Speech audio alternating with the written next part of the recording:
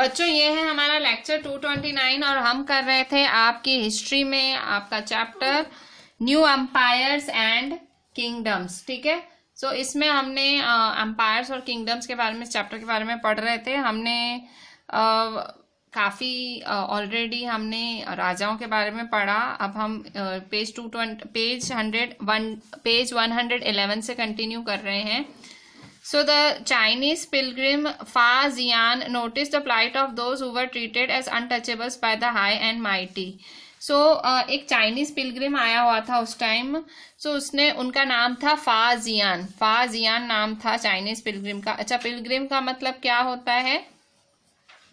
Pilgrim का मतलब होता है वो इंसान जो बहुत लंबा डिस्टेंस तय करके आता है और कोई रिलीजियस प्लेस विजिट करता है, मतलब रिलीजियस प्लेस विजिट करने वाला पिलग्रिम। ठीक है, श्रद्धालु भी बोल सकते हो आप। Faxian notice the plight of those who were treated as untouchables. तो जब चाइनीज पिलग्रिम आया, फाजियान आया, तो उसने क्या देखा? प्लाइट मतलब कंडीशन। तो उसने कंडीशन देखी किनकी?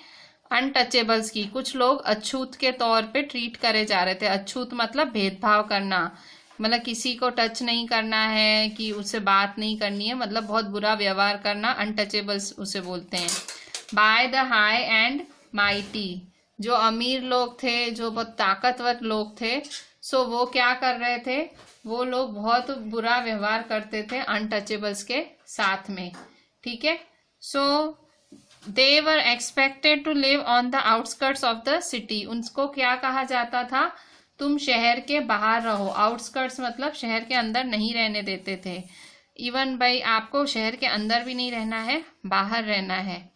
ठीक है, he writes, if such a man enters a town or a marketplace, he strikes a piece of wood in order to keep himself separate. People hearing this sound know what it means and avoid touching him or brushing against him.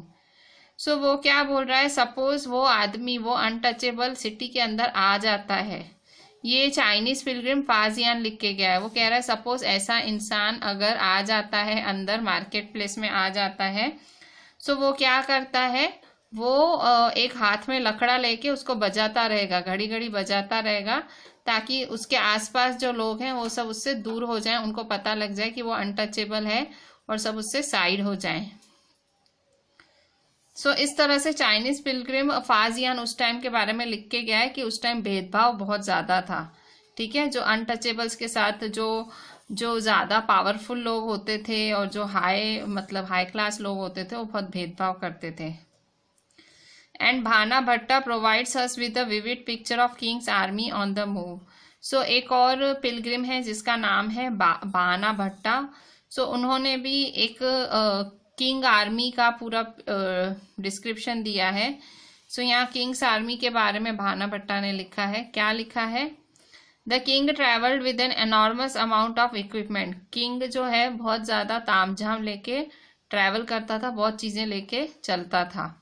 Apart from weapons, there were things of daily use such as pots, pans, furnitures, golden footstools, food including animals such as goat, deer, rabbits, vegetables, spices, carried on carts or loaded onto pack animals such as camels and elephants.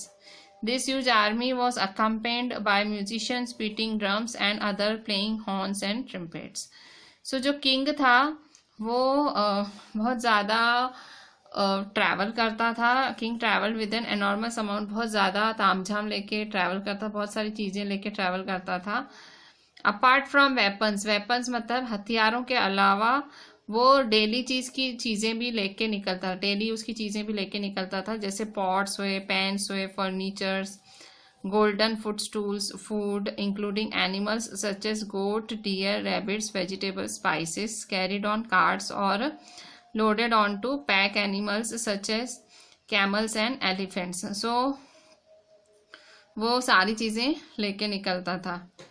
तो किन पे लेके निकलता था? Goats पे, dear, अच्छा animals भी लेके निकलता था। ठीक है, goat, deer, rabbit, vegetable, spices, carried on carts. किन पे लेके निकलता था? कार्ट्स पे, टांगों पे, और loaded on to pack animals, या तो एनिमल्स पे चढ़ा के निकलता था, कैमल्स या एलिफेंट्स। ये मतलब जानवर भी क्यों लेके निकलता था, इनको खाने के लिए लेके निकलता होगा, ठीक है। गोट, डियर, रैबिट इनका मीट खाते होंगे, सो ये खाने के लिए सारी चीजें। और वो किन जानवरों पे चढ़ा के जाता था, कैमल और एलिफेंट पे। सो ये जो बड़ी आर्मी थी यहाँ, इसमें म्यूजिशियंस होते थे जो ड्रम्स बजाते थे, और जो बाकी होते थे वो हॉर्न्स बजाते थे, ट्रम्पेट्स, मतलब हॉर्न्स ट्रम्पेट्स म्यूजिकल इंस्ट्रूमेंट्स हैं। Villagers had to provide hospitality along the way. They came with gift of curds, good, flowers, and provided fodder for the animals. They also tried to meet the king and place their complaints and petitions before him. जो villagers होते थे, जो गांव वाले होते थे, वो मतलब had to provide hospitality. Hospitality का मतलब क्या होता है, मेहमान नवाजी। सो जो विलेजर्स होते थे उनको मेहमान नवाजी देनी पड़ती थी राजा को। They came with gift of curds, gur and flowers and provided fodder for animals. So जब राजा ऐसे अपना तामझाम लेके, अपना पूरा सब कुछ लेके निकलता था, सो वो क्या लेके आते थे, किस किस, कर्ड, दही का गिफ्ट लेके आते थे, गुड़, फ्लावर्स, और वो एनिमल्स के लिए फॉडर भी देते थे। They also tried to meet the king and place their complaints and petitions before him. तो गिफ्ट देने के बहाने वो जो है राजा से भी मिलने की कोशिश करते थे, ताकि वो उनको अपनी प्रॉब्लम्स बता सकें, अपनी कंप्लेंट्स बता सकें। और पिटिशंस मतलब किसी के खिलाफ कुछ बोलना हो तो वो बोल सके, किसी से प्रॉब्लम हो तो बता सकें। The army left a trail of destruction behind.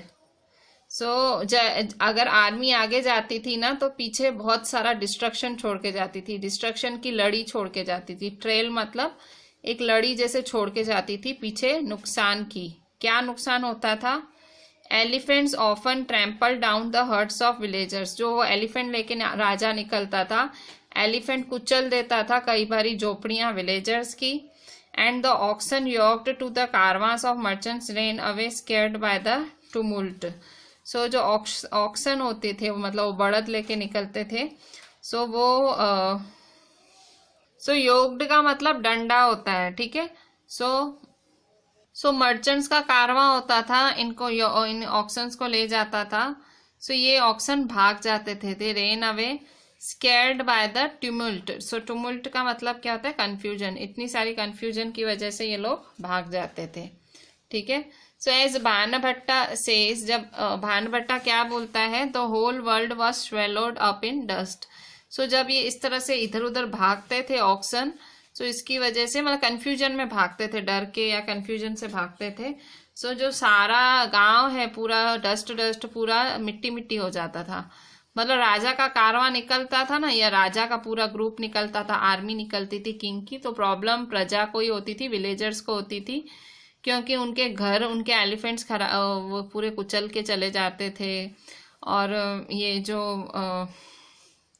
Oxen है उनकी हालत खराब कर देते थे, मतलब ऑक्सन इधर उधर भागते थे तो सारा डस्ट हो जाता था। सो भानभट्टा बोलता है कि सब कुछ धूल धूल हो जाता था। सो ये सब 111 पेज पे था। अब हम 112 पे देखेंगे। 112 है एल्सवेयर, बाकी कहाँ। So find Arabia on map 6। So Arabia आपको फाइंड करना है मैप 6 पे। Although it is a desert, it was at the hub of communications for centuries. So Arabia जो जगह है वो डेजर्ट है, रेगिस्तान है, और सदियों तक वो कम्युनिकेशंस का हब बना रहा। हब मतलब अड्डा, कम्युनिकेशंस मतलब मिलना, ठीक है, मिलना, बातें करना, वैसा। In fact, Arab merchants and sailors played an important role in the sea trade between India and Europe.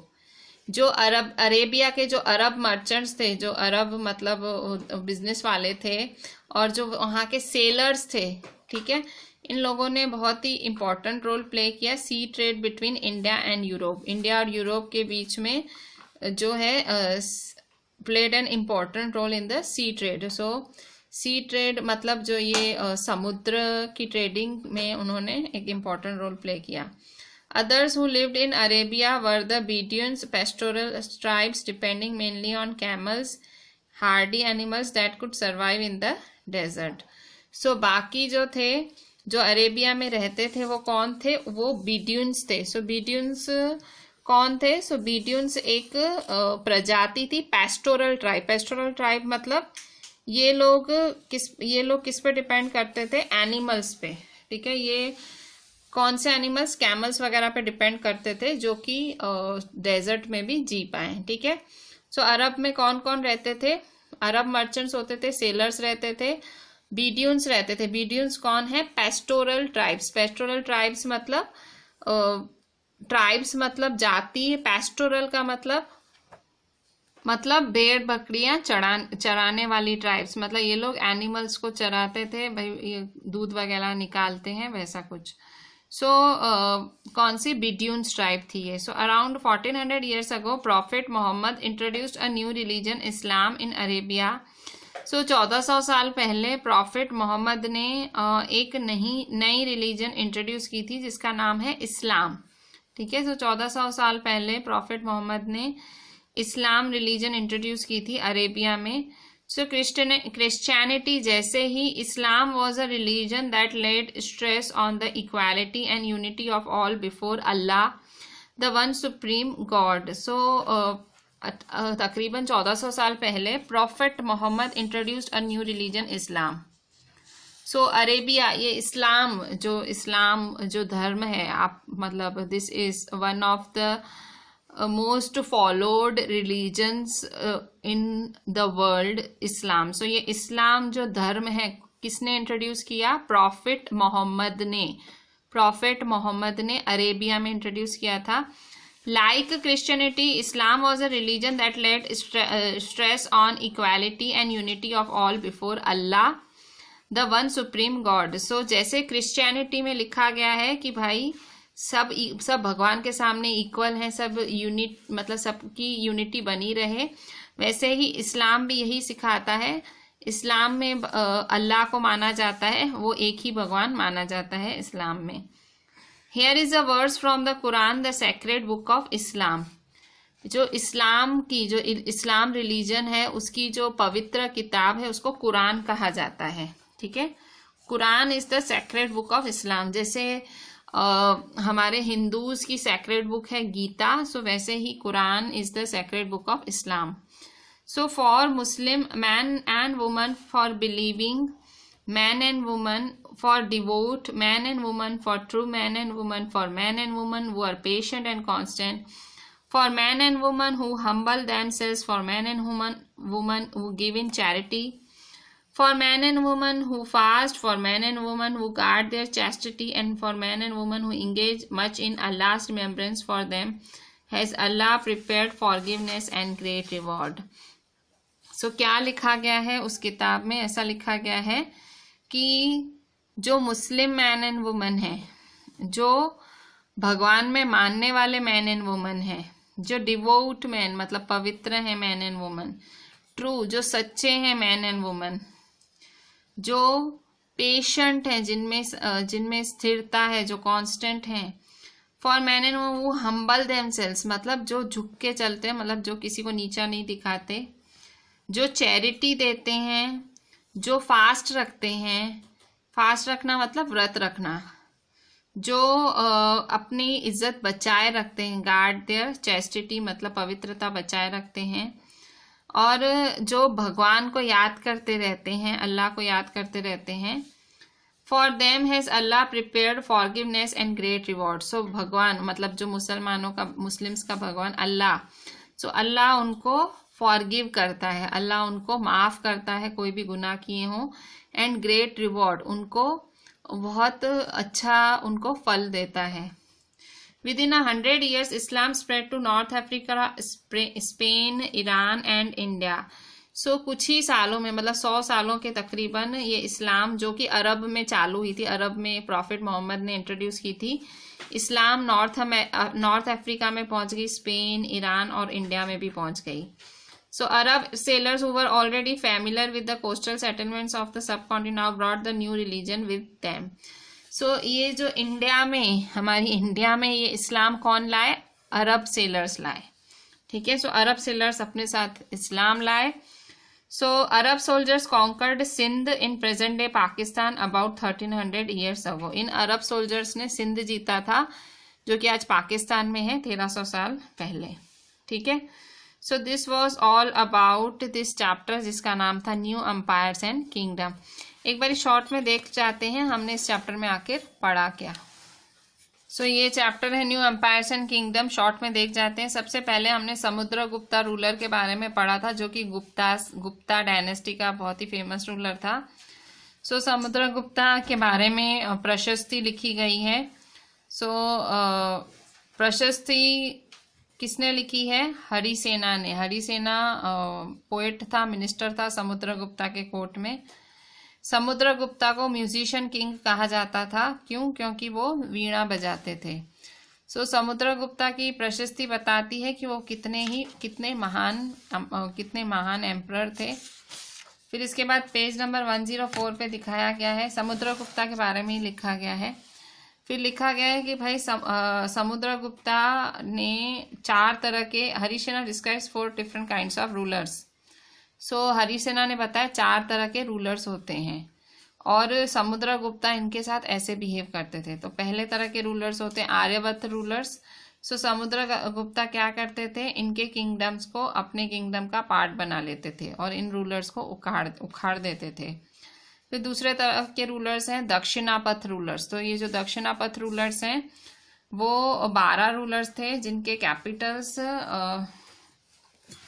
जो समुद्रगुप्ता से हार गए और फिर उन्होंने उनको वापस रूल करने दिया। इसके बाद inner circle of neighbouring states है। इसके बाद रूलर्स ऑफ आउटलाइंग एरियाज है। सो inner circle of neighbouring states में ये लोग गिफ्ट लाते थे और अटेंड करते थे समुद्रगुप्ता का कोर्ट। और ये जो रूलर्स ऑफ आउटलाइंग एरियाज मतलब बाहर के रूलर्स थे जैसे श्रीलंका के, सो ये लोग उनसे हार चुके होते थे और ये लोग अपनी बेटियां भी इनको ऑफर करते थे शादी करने के लिए कि आप हमारी बेटी से शादी कर लो। ठीक है, इसके बाद फिर ये था पेज 104। फिर 106 पे यहाँ पे लिखा है कि भाई समुद्रगुप्ता की पूरा प्रशस्ति इसमें उनके एंसेस्टर्स के बारे में लिखा था। उनकी मदर, ग्रैंडफादर सबका नाम था। फिर बताया गया था कि उनकी जो मदर थी उसका नाम कुमारा देवी या कुमरा देवी था जो कि लिच्छावी गणना की थी। उनके पिता का नाम चंद्रगुप्त था और वो गुप्ता डायनेस्टी के पहले रूलर थे जिन्होंने टाइटल अपने पे लगाया था महाराज अधिराज। सो समुद्रगुप्ता और चंद्रगुप्ता समुद्रगुप्ता के पिता थे। सो ये दोनों पे टाइटल महाराजा अधिराज लगता था और उनके जो दादा थे, परदादा थे, वो कौन सा टाइटल यूज करते थे? महाराजा का टाइटल यूज करते थे। ठीक है, सो समुद्रगुप्ता जो है in turn figures in the genealogy of later rulers. फिर आगे समुद्रगुप्ता के जो बेटे थे उसका नाम था चंद्रगुप्ता II। फिर वो बहुत ज़्यादा ताकतवर थे और बहुत लड़ाइयाँ लड़ी थी उन्होंने। ठीक है, फिर उनके कोर्ट में कालिदास जैसे पोएट थे, आर्यभट्ट जैसे एस्ट्रोनॉमर थे। मतलब समुद्रगुप्ता की बहुत तारीफ की गई है। पहले 2 पेजेस में आपको समुद्रगुप्ता की तारीफें मिलेंगी। फिर पेज 106 पे हमने पढ़ा कि गुप्ता रूलर्स के बारे में आगे हमने पढ़ा। हर्षवर्धन कौन थे? हर्षवर्धन ने 1400 साल पहले रूल किया था और उनके कोर्ट के पोएट का नाम था भानभट्टा और उन्होंने उनके बारे में किताब लिखी थी जिसका नाम रखा था उन्होंने हर्षचरित। सो हर्षा के बारे में इस किताब में लिखा हुआ है। इवन ज़ुआन ज़ेंग जो कि चाइनीज पिलग्रिम था उसने भी बहुत ज़्यादा समय हर्षा के कोर्ट पे बिताया था और वो भी लिख के गया है, बहुत सारी चीज़ें वो भी लिख के गए हैं। पेज 107 पे जो हर्षवर्धन थे वो बड़े बेटे नहीं थे, वो राजा थे थानेसर के। बड़े बेटे नहीं होने के बावजूद भी वो राजा बने क्योंकि उनके पिता और बड़े भाई दोनों की डेथ हो गई थी। फिर जो हर्षा थे उनके ब्रदर इन लॉ रूलर थे कन्नौज के और उनको मारा था बंगाल के रूलर ने। हर्षा ने जो कन्नौज का किंगडम ले लिया था और उन्होंने बंगाल के रूलर के खिलाफ आर्मी निकाली थी। वो बहुत ज़्यादा सक्सेसफुल थे ईस्ट में और उन्होंने मगध और बंगाल दोनों जीते थे, पर वो इतने ज़्यादा सक्सेसफुल नहीं थे दूसरी जगह पे। उन्होंने नर्मदा क्रॉस करा, he try to cross the Narmada, ताकि वो डिकेन जा पाए, पर वहाँ पे उनको रूलर ने रोक दिया था चालुक्य डायनेस्टी के। उनका नाम था पुलाकेशिन II। फिर पालव और चालुक्यास थे, वो बहुत इम्पोर्टेंट रूलिंग डायनेस्टी थी साउथ इंडिया की। तो वो इम्पोर्टेंट रूलर्स थे साउथ इंडिया के। और जो पल्लवस का किंगडम था वो जो कैपिटल था Kanchipuram, around their capital Kanchipuram to the Kaveri delta इतना फैला हुआ था। और चालुक्यस का रायचूर डॉग, कृष्णा और तुंगभद्रा, रिवर्स के नाम देखना यहाँ पे, पल्लवा है तो कावेरी है, और चालुक्यास है तो कृष्णा और तुंगभद्रा है। ठीक है। सो एहोल क्या था? एहोल था कैपिटल ऑफ चालुक्यास, बहुत इंपॉर्टेंट ट्रेडिंग सेंटर था, और यहाँ पे बहुत सारे टेम्पल्स थे। पल्लव्स और चालुक्यास जो थे एक दूसरे के लैंड्स में आते थे और वो एक दूसरे के कैपिटल्स पे अटैक करते थे। सो सबसे जो फेमस चालुक्य रूलर रहे वो थे पुलाकेशिन II। सो इनके बारे में लिख के गए हैं रवि कीर्ति, उनके कोर्ट पोएट थे। सो पुलाकेशिन को किंगडम उनके अंकल से मिला था। पेज 108 पे पुलाकेशिन ने हर्षा को हराया था, जो हर्षवर्धन थे उनको हराया था। पुलाकेशिन ने पल्लव किंग को अटैक किया था, जिन्होंने कांचीपुरम के पीछे छुपे थे।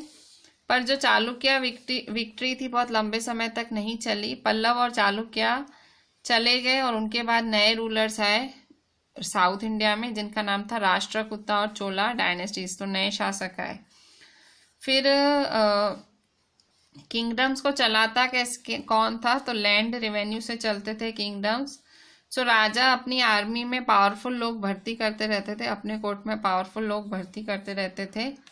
सो कुछ इम्पोर्टेंट उनके आर्मी में, उनके दरबार में एडमिनिस्ट्रेटिव पोस्ट कुछ इम्पोर्टेंट थी, तो वो बेटे से बाप से बेटे, बेटे से उसके बेटे को मिलती थी। जैसे हरिसेना थे, सो हरिसेना के बेटे को उनकी पोस्ट मिली थी। सो हरिसेना बहुत ही एक इम्पॉर्टेंट काम, मतलब बहुत सारे काम थे उनके, मतलब बहुत सारी पोस्ट थी उनको। महादंड नायक थे। सो इसके बाद देखो, महादंड नायक होने के अलावा वो कुमार अमात्य भी थे, संधि विग्रहक भी थे। मतलब उनका काम, वो जुडिशियल ऑफिसर भी थे, वो मिनिस्टर भी थे, और वो minister of war and peace भी थे। सो इसके अलावा जो इम्पोर्टेंट मैन थे वो लोकल एडमिनिस्ट्रेशन में भी अपना राय देते थे। सो वो नगर श्रेष्ठी, चीफ बैंकर भी हो जाते थे, सरथावह भी हो जाते थे, मतलब उनको बहुत सारी पोजीशंस दी जाती थी। सो फिर थोड़े टाइम के बाद जब थोड़ा राजा वीक पड़ता था तो ये लोग अपना ही इंडिपेंडेंट किंगडम बना लेते थे। सो इसके बाद सामंत होते थे। सामंत कौन थे? सामंत रेवेन्यू कलेक्ट करते थे लैंड के लिए, और सोल्जर्स की देखभाल करते थे, हॉर्सेस की, और सारे इक्विपमेंट्स जो भी हथियार थे उनकी देखभाल करते थे। उनको सामंत कहा जाता था। सो इसके बाद है सभा। सो सभा का मतलब क्या होता है? ब्राह्मण लैंड ओनर्स के ग्रुप को, जो ब्राह्मण जमींदार थे उनके ग्रुप को सभा कहा गया है। उसके बाद नगरम। सो नगरम क्या था? सो नगरम है नॉन ब्राह्मण लैंड ओनर्स, ठीक है, जो ब्राह्मण नहीं है वो नगरम। फिर नेक्स्ट हमारे पीछे, ये पेज 109 है, पीछे देखते हैं 110 पे। सो 110 पे पीछे कालिदास थे। सो कालिदास अपने प्लेस के लिए बहुत फेमस थे। राजा के दरबार में वो बहुत ज़्यादा नाटक दिखाते थे। सो वुमन और मेन इन प्लेस में दिखाए जाते थे कि जो ब्राह्मण होते थे और राजा होते थे वो संस्कृत बोलते हैं, और औरतें और बाकी आदमी दिखाया जाता था वो प्रकृत बोलते हैं। ठीक है, इन प्लेस में ऐसे दिखाया था कि राजा और ब्राह्मण संस्कृत में बात कर रहे हैं और वुमन और आदमी प्रकृत। अच्छा, संस्कृत क्या होती है? संस्कृत को बहुत मतलब हमारी सबसे पहली भाषा संस्कृत मानी गई है। प्रकृत मतलब लोकल आदमी की भाषा। सो दिखाया जाता था प्रकृत औरतें और आदमी बोल रहे हैं और संस्कृत राजा और ब्राह्मण बोलते हैं। और सबसे फेमस प्ले कालिदास का क्या था? अभिज्ञान शकुंतलम। अभिज्ञान शकुंतलम किसकी कहानी है? कालिदास ने लिखी है। ये कहानी में राजा दुष्यंत और शकुंतला के बीच का स्टोरी है, लव स्टोरी है। इसमें फिशरमैन भी है, एक फिशरमैन की भी दिखाई गई है कहानी। फिर ये तो आज ही हमने पढ़ा कि भाई इसी लेक्चर में हमने पढ़ा, फाजियान ने लिखा है कि कैसी हालत थी लोगों की। भाना भट्टा ने भी लिखा कि किंग आर्मी कैसी थी। सो this was again the entire revision of this chapter. अब फाइनली हम लोग डिस्कस करते हैं इसकी back exercise. So this is the back exercise, page number 112 पे एनसीईआरटी एक्सरसाइज। सो सबसे पहले क्वेश्चन 1, स्टेट वेदर ट्रू और फॉल्स। ए, हरिसेना कंपोज्ड अ प्रशस्ति इन प्रेज ऑफ गौतमी पुत्र श्री सतकर्णी। सो हरिसेना ने प्रशस्ति किसके लिए लिखी थी? सतकर्णी के लिए लिखी थी। फॉल्स, सतकर्णी के लिए उसने तारीफ नहीं लिखी थी। The rulers of Aryavarta brought tribute for Samudragupta. Aryavarta के जो राजा थे समुद्रगुप्ता के लिए गिफ्ट लाते थे? नहीं, उनको तो वो निकाल ही देता था, अपरूट कर देता था। False. So there were 12 rulers in Dakshinapatha. Dakshinapatha में 12 रूलर्स होते थे। सो शायद ट्रू है। सो हमको चेक कर लेते हैं कि देयर वर 12 रूलर्स। सो दक्षिणापथ में,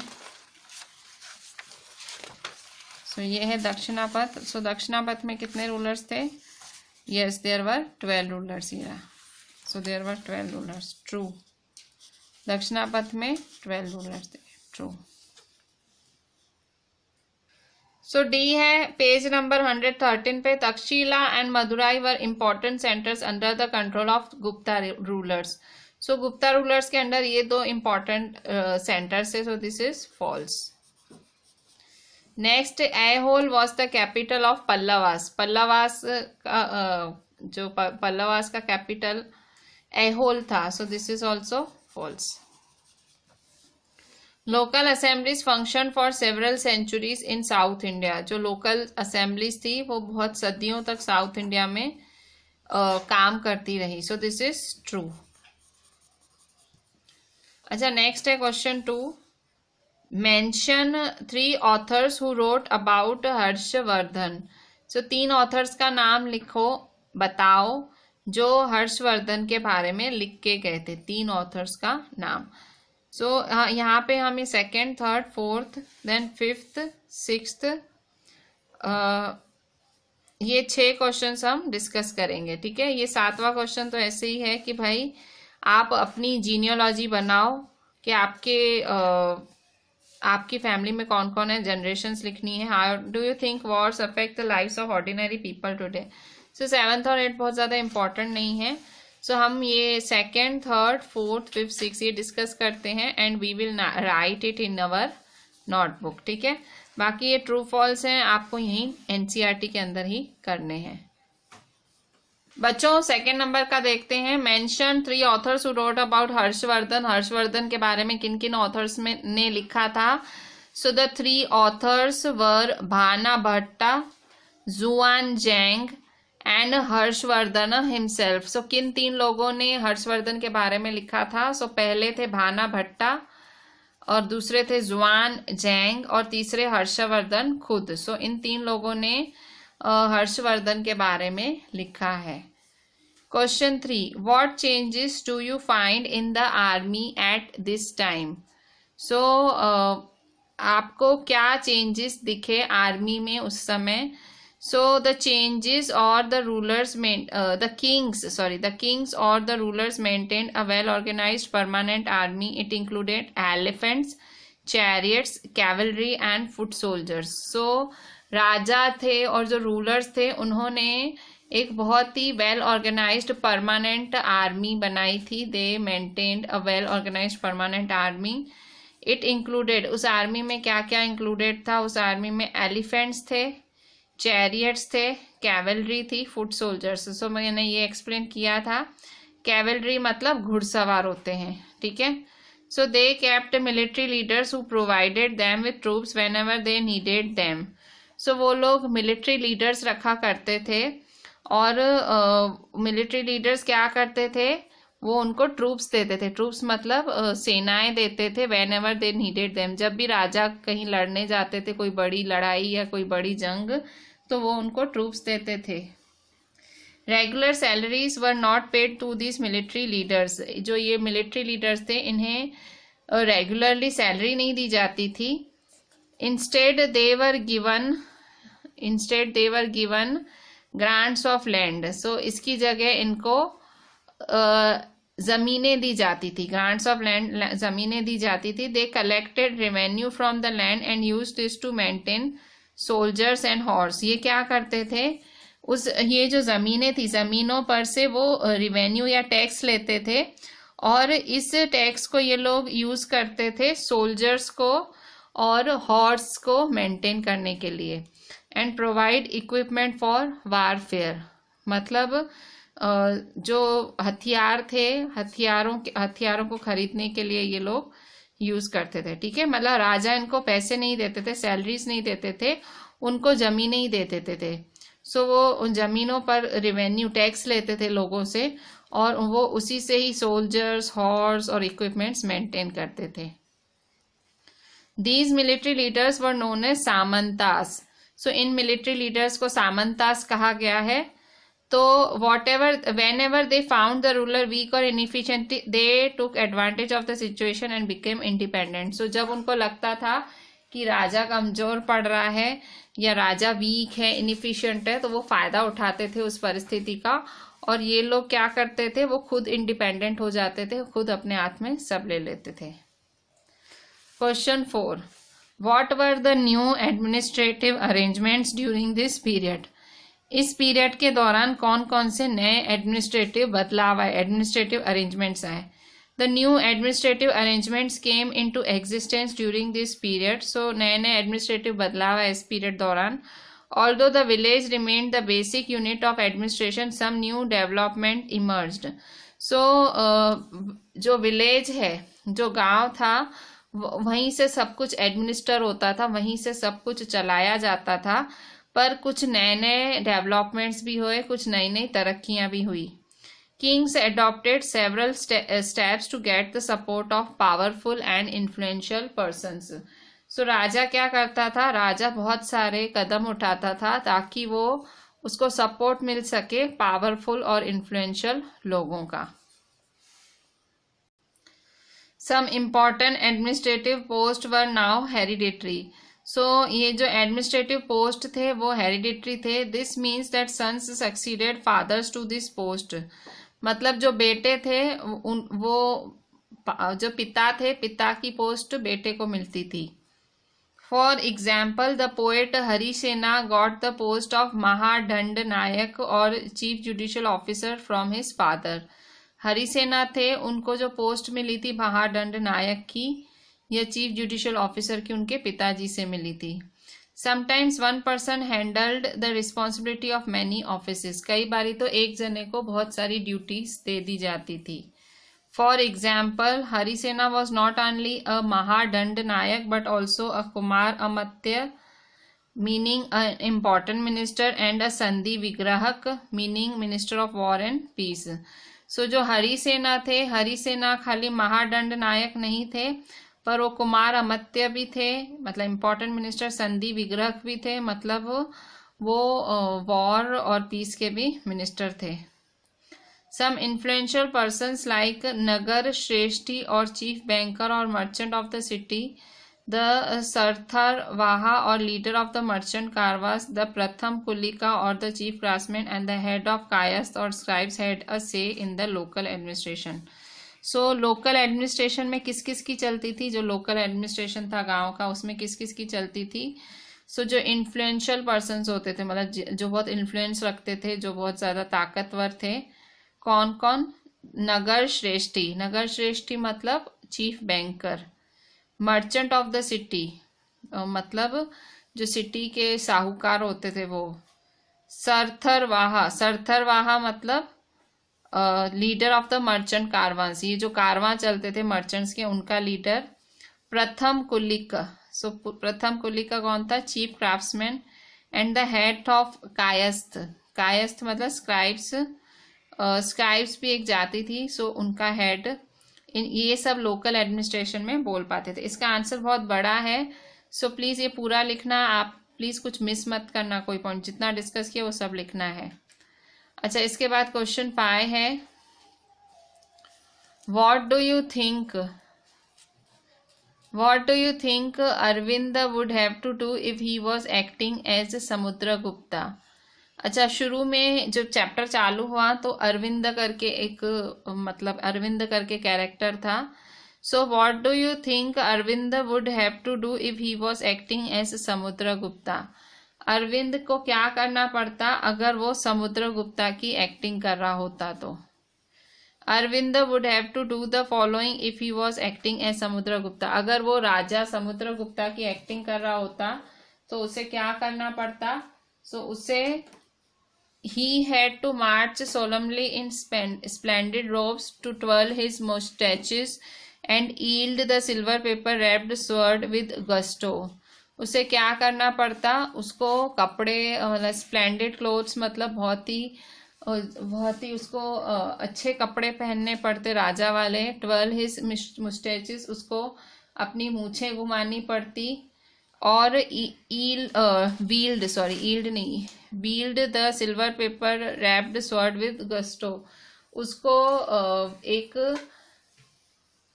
स्वर्ड लेनी पड़ती। स्वर्ड मतलब तलवार, जो कि सिल्वर पेपर से रैप्ड हो, मतलब सिल्वर पेपर से रैप्ड तलवार उठानी पड़ती बहुत ही ब्रेवरी के साथ। He had to sit on a royal throne and play a veena and recite poetry. उसको और क्या करना पड़ता? उसको राजगद्दी पे बैठना पड़ता, उसको वीणा बजानी पड़ती और उसको पोएट्री गानी पड़ती। फिर he had to be victorious in several battles like a great warrior. उसको बहुत ज़्यादा ताकतवर बनना पड़ता सब बैटल्स में एक ग्रेट वॉरियर की तरह।